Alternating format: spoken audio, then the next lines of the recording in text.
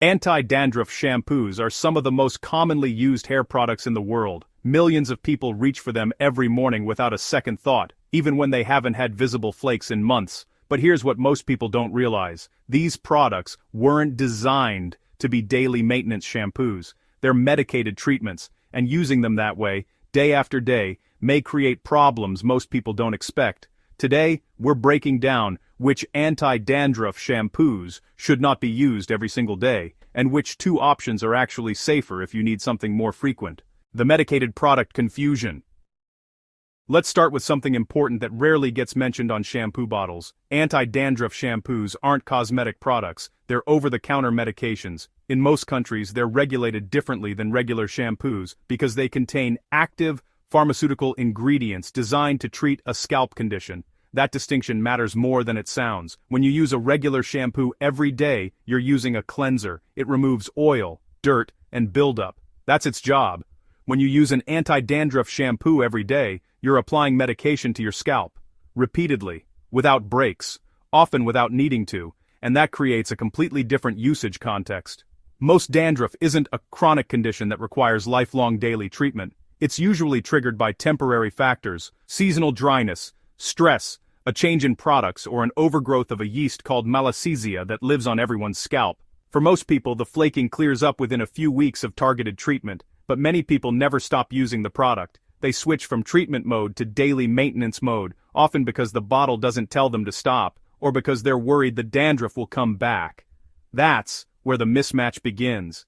These shampoos contain ingredients powerful enough to disrupt fungal growth, slow down cell turnover, or chemically exfoliate the scalp. Those actions are helpful during an active flare-up, but when applied daily over months or years, they can start affecting the scalp in ways that weren't intended. The problem isn't the product itself. The problem is using a treatment like it's a routine cleanser, and most people have no idea they're doing it. Active ingredients and long-term exposure.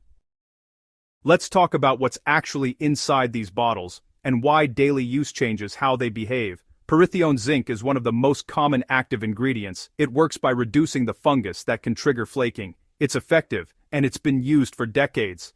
But pyrithione zinc is also a biocide.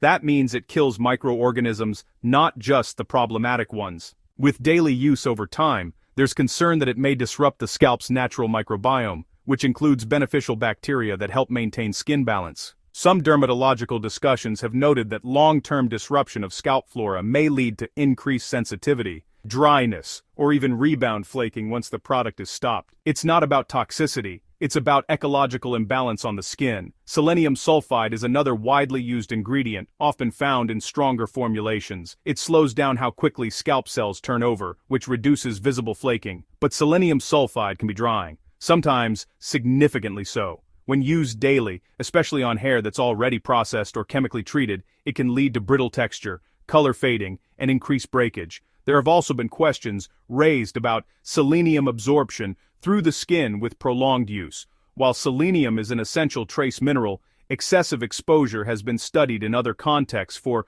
potential long-term concerns. Regulatory agencies generally consider it safe as directed, but as directed typically means a few times per week, not every single day. Coal tar is less common now but still present in some stronger dandruff treatments. It works by slowing skin cell growth and reducing inflammation. Coal tar has been studied for decades, and its safety profile in cosmetic use remains debated. Some health agencies have raised questions about certain coal tar compounds in long-term exposure scenarios, particularly related to skin sensitivity and photosensitivity. Most consumer products use low concentrations, considered safe for short-term treatment. But again, treatment use and daily maintenance use are not the same thing. Ketoconazole is a potent antifungal, often found in prescription strength or clinical formulas. It's highly effective for stubborn dandruff or seborrheic dermatitis. It's also one of the stronger active ingredients you'll encounter. Ketoconazole shampoos are explicitly labeled for intermittent use, usually twice a week. Using them daily can lead to scalp irritation, dryness, and in some cases hormonal interaction concerns have been noted in research, though at much higher systemic doses than topical use. Still, it's a reminder that more, or more often, doesn't mean better. Salicylic acid exfoliates the scalp by breaking down dead skin cells. It's helpful for flaking and buildup, but salicylic acid is also a chemical exfoliant. Used daily, it can over-exfoliate, leading to a raw, sensitive scalp.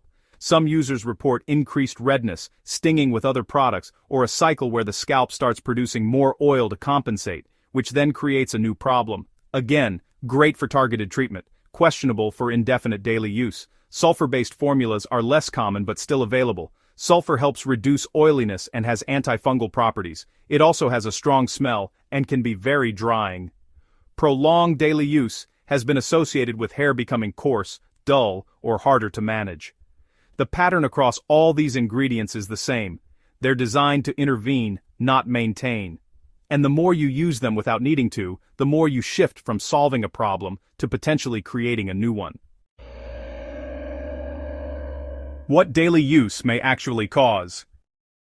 So what does it look like when someone uses an anti-dandruff shampoo every day for months or years? For some people, nothing changes, their scalp tolerates it, their hair looks fine, they never notice an issue, but for many others, a few patterns start to emerge. Scalp dryness and irritation.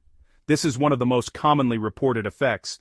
The active ingredients, especially selenium sulfide and salicylic acid, strip oil effectively, sometimes too effectively.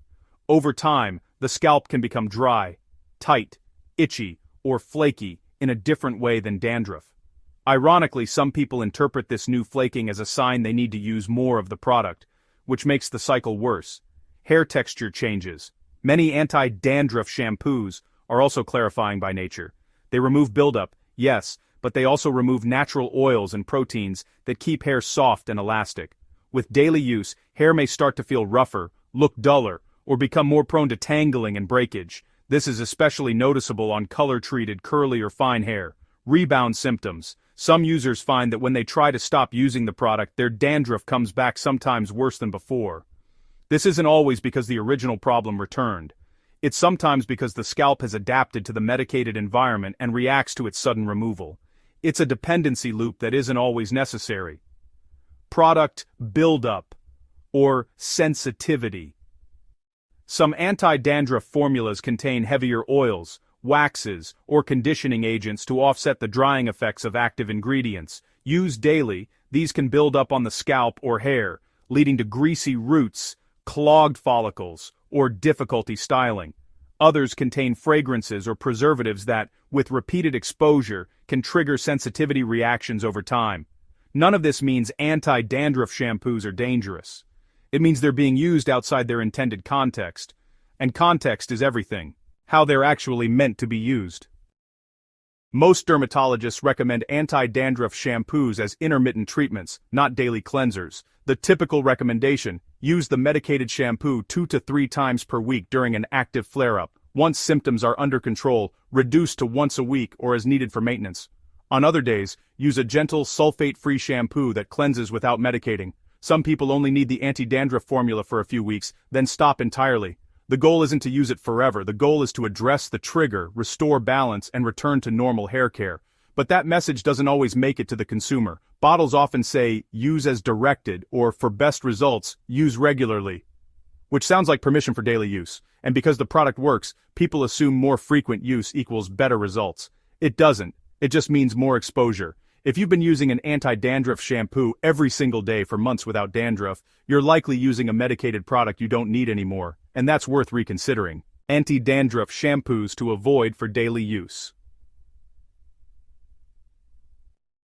Now let's talk about specific products that should not be used every single day, not because they're ineffective, but because they're too strong for that frequency. Nizoral is one of the most potent options available over the counter. It contains ketoconazole, a prescription-grade antifungal. The label explicitly states to use it twice a week, not daily. Yet many people use it more frequently because it works so well. The problem is that ketoconazole is designed for short bursts of treatment. Daily use can lead to significant scalp dryness, irritation, and in some cases, thinning or brittle hair texture. If you're using Nizoral every day, you're using it outside its intended parameters. Selsun Blue, which contains selenium sulfide, is another product that's too strong for daily application. Selenium sulfide is highly effective at controlling flaking, but it's also one of the most drying active ingredients in this category. Daily use, especially on color-treated or chemically processed hair, can lead to severe dryness, color fading, split ends, and a straw-like texture. It's designed for 2 to 3 times per week maximum. If you've noticed your hair feels stripped or rough after months of daily use, this is likely why. Neutrogena Tea Gel contains coal tar, a strong anti-inflammatory and anti-scaling agent. It's often recommended for scalp psoriasis or severe dandruff. Coal tar is effective, but it's also controversial in long-term daily use. It can cause photosensitivity, meaning your scalp becomes more reactive to sunlight. It can also leave a medicinal smell and discolor light-colored hair. This product is meant for periodic treatment, not continuous daily maintenance.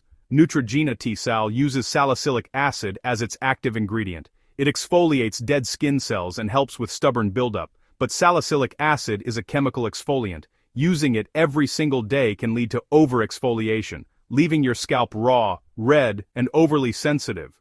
Some users develop increased oil production as the scalp tries to compensate, creating a rebound effect. It's designed for occasional use, not as a daily cleanser. DHS tar shampoo and other coal tar-based formulas fall into the same category as tea gel. They're medicated treatments for specific scalp conditions, not everyday shampoos. Using them daily increases exposure to coal tar compounds that have raised questions in dermatological research, particularly around cumulative skin exposure. The point here isn't that these products are harmful when used correctly, it's that daily use is not correct use.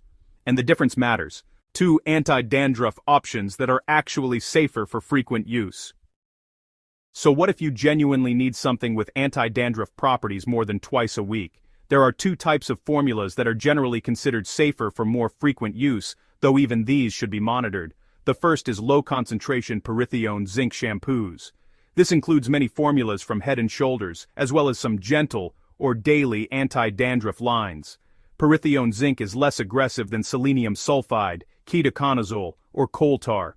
At lower concentrations, typically around 1% or less, it's generally well tolerated for more frequent use. That doesn't mean it's completely free of concerns. As we discussed earlier, it's still a biocide, and long-term daily use can still disrupt scalp microbiome balance. But if you need consistent dandruff control and can't rotate with a non-medicated shampoo, this is one of the milder options. Look for formulas labeled as gentle or for sensitive scalp. These typically have lower active ingredient concentrations. The second option is tea tree oil-based formulas. These aren't classified as medicated shampoos, but tea tree oil has natural antifungal and antimicrobial properties that can help with mild dandruff. Brands like Paul Mitchell Tea Tree Special Shampoo or Desert Essence Tea Tree Shampoo fall into this category. Tea tree oil is less aggressive than pharmaceutical actives, which makes it more suitable for regular use, but it's not risk-free. High concentrations or sensitive individuals can still experience irritation or dryness. It's a middle ground option, effective enough to manage mild flaking, gentle enough to use more frequently. These 2 categories, low-concentration pyrithione zinc and tea tree oil-based formulas, are the safest bets if you need something closer to daily use. But even with these, it's worth asking yourself periodically, do I still need this every single day? Anti-dandruff shampoos work. That's not in question. But they work as treatments, not as everyday maintenance products. The difference between the 2 isn't always obvious, especially when the product has been part of your routine for so long that you've stopped thinking about it. If you've been using one every day, it's worth asking, do I still need this? Or am I treating a problem that isn't there anymore?